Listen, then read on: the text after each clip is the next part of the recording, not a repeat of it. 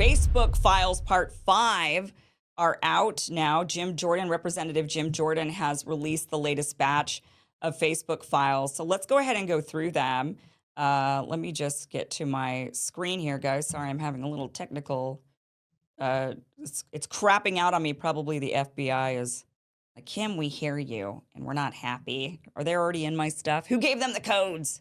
Who gave them the codes?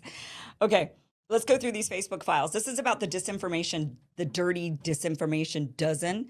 So these are guys like Robert F. Kennedy Jr., Jay Bhattacharya. They were labeled as people early on in the pandemic, the 12 people spreading the most misinformation about COVID and vaccines.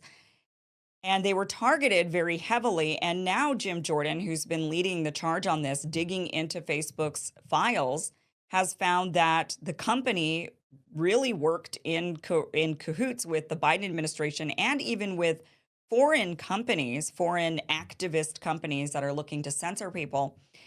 They worked with them and they actually did censor users. So let's go over it. The Facebook Files Part 5, Biden White House relied on foreign disinformation activists to pressure Facebook to censor Americans. Internal docs recently obtained by the judiciary and the weaponization. So he's doing the weaponization of the government.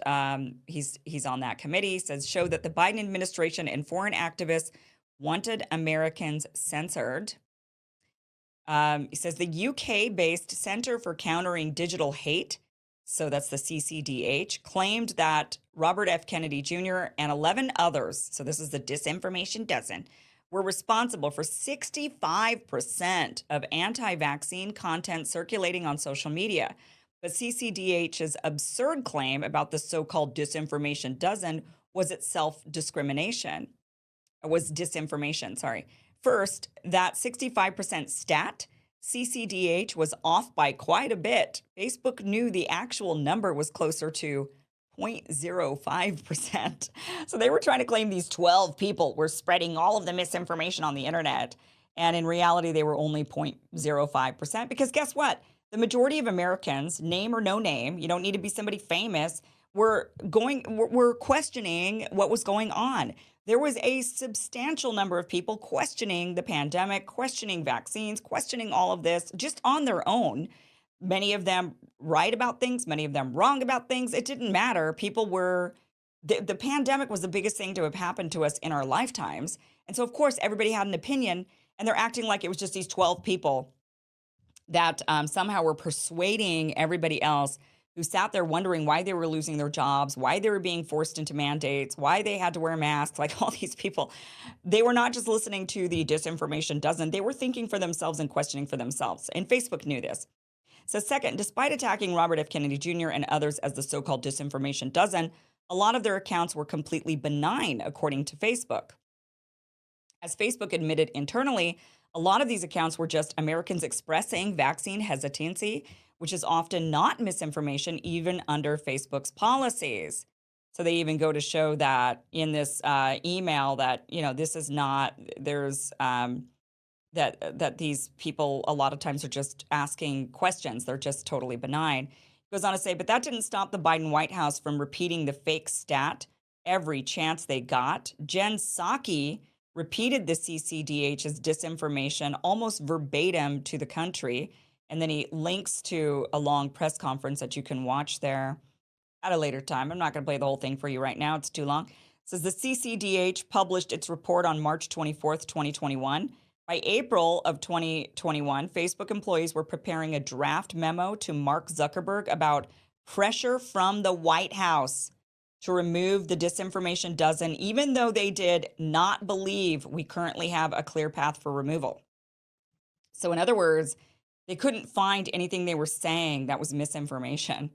They couldn't find anything they were saying that was truly violating the community standards. And yet the Biden administration was still saying, get rid of that disinformation dozen. Get rid of them. It says Facebook was stunned that the Biden White House seemed to actually believe the CCDH's obviously false stat and was relying on those foreign activists' data to guide major governmental policy decisions. So, yeah, I mean, they were relying on this foreign company, this foreign activist organization stat of 65% of all the misinformation is spread by these 12 people, all the people on earth. And yet 12 people are spreading 65% of the misinformation. And Facebook was stunned that Biden, the White House, actually believed that. They go on to say, to be clear, Jim Jordan says in this tweet, to be clear, the Biden White House didn't just want Facebook to censor the Disinformation Dozen's Facebook posts. They wanted everything censored across all social media platforms. Remember when Jen Psaki said this? Providing for Facebook or other platforms to measure and publicly share the impact of misinformation on their platform and the audience it's reaching.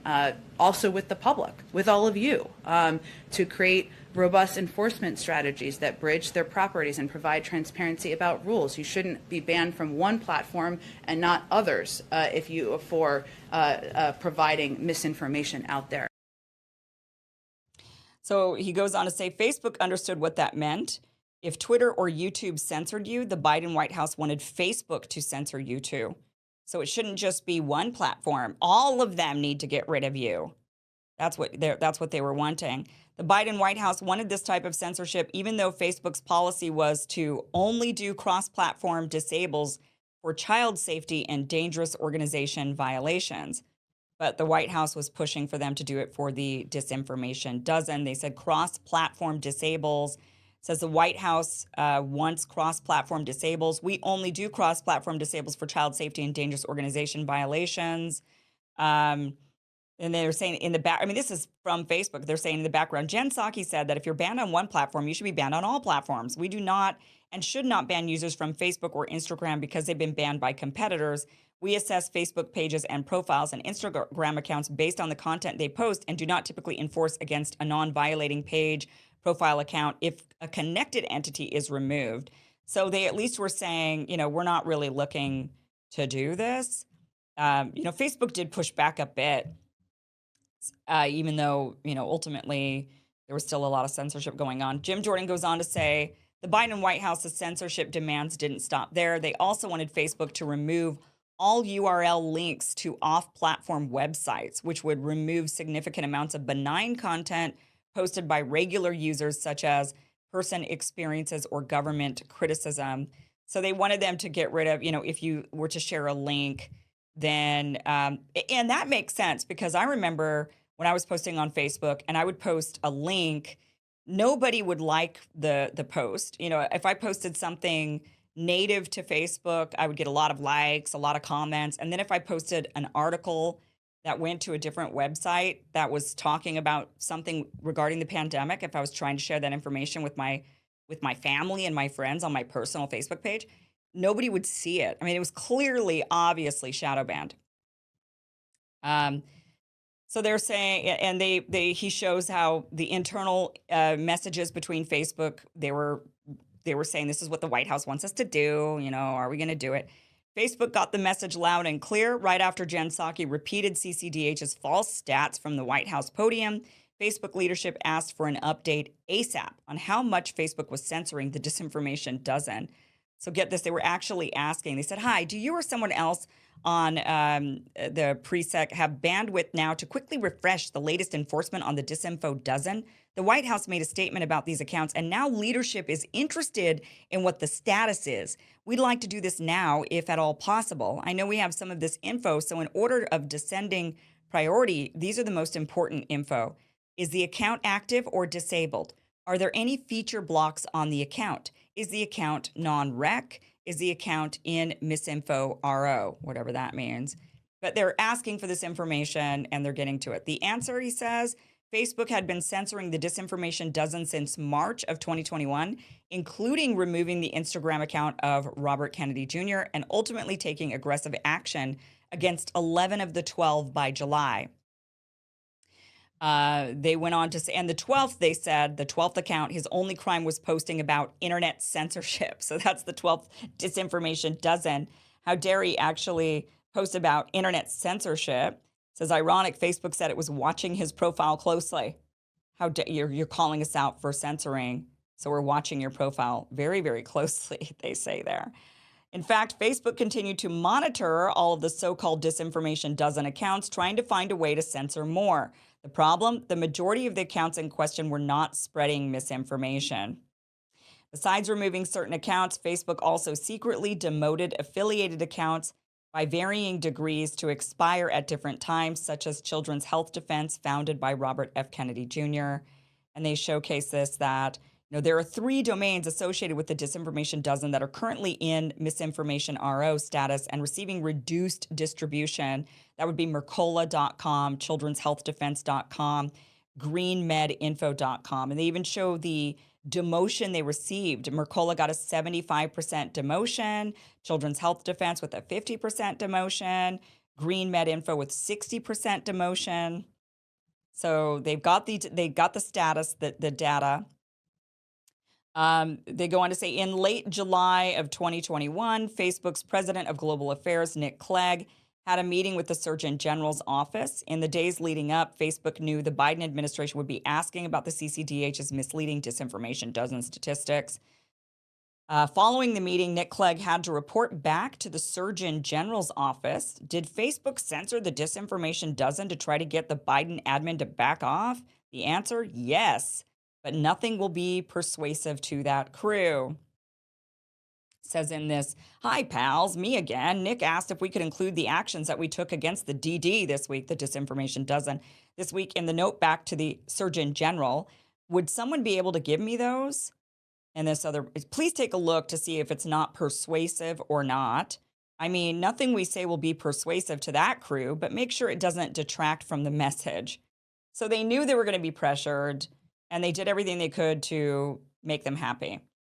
Was Facebook's censorship of the Disinformation Dozen enough? Of course not. You can never satisfy the Biden censorship regime. President Biden himself helped ensure that CCDH's disinformation had unrelenting staying power.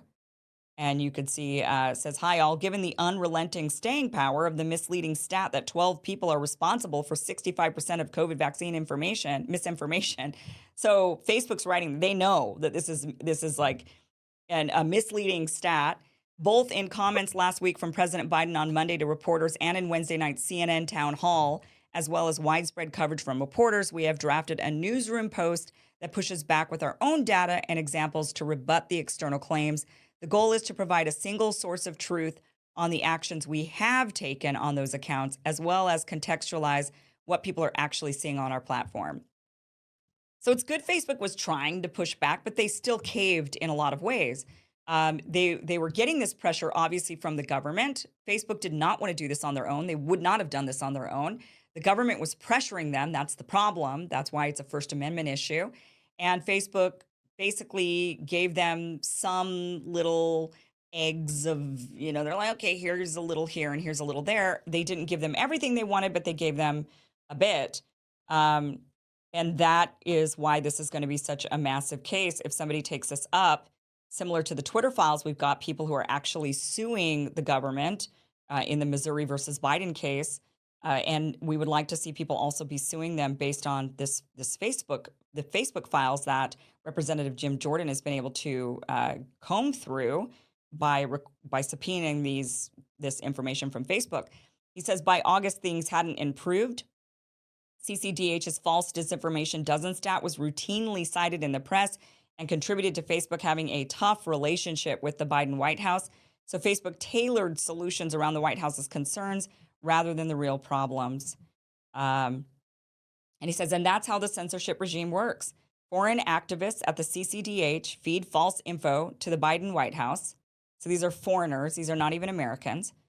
And they're feeding the Biden White House information about Americans, this foreign company. And the Biden White House gobbled it up and then spewed it back out to everyone in America, all over the news, from press conferences to town halls, and then went to the companies and said, you need to do something about this. Stop these people from spreading this misinformation, when really they were the ones spreading the misinformation. That 12 people were contributing to 65% of the misinformation online.